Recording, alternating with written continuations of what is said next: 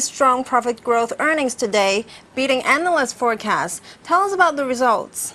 Well, I think across the board, we saw very strong growth. I think if you look at the individual countries, we saw strong growth. And if you look at all the financial metrics, so whether it's value of new business up 26%, whether it's operating profit after tax up 17%, whether it's A&P, our sales up 29%, all of these are very strong figures. And I think it's a performance that is broad-based across a number of different countries, the countries operating well, and the financials clearly coming through.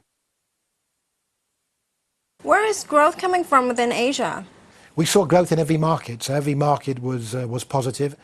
We saw tremendous growth really throughout the region. Strong growth here in Hong Kong, all the way to very strong growth in our emerging markets.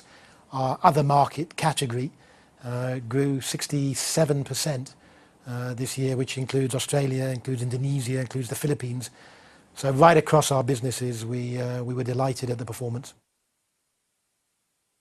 With the current financial reforms in China, how does that affect your business outlook in the country?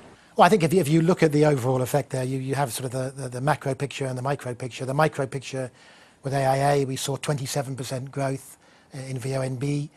We saw strong growth in operating profit after tax. The business is doing very well. It's continuing to grow. On a macro sense, clearly some slowdown, but we remain tremendously optimistic about China. I think we see growth still over the next 5 years as being in the 7 to 8% range.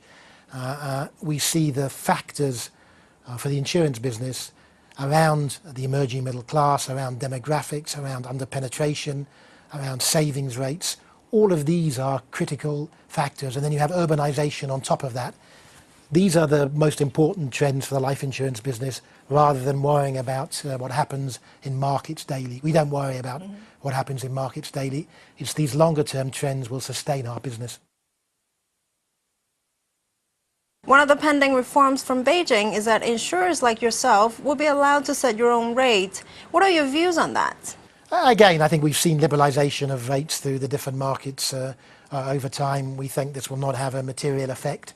I think the opportunities, the rates are just one element of our pricing, and I think there are many other elements that we would consider in this, as will all insurance companies. So this is a positive step, but I think we don't think it will have a material effect.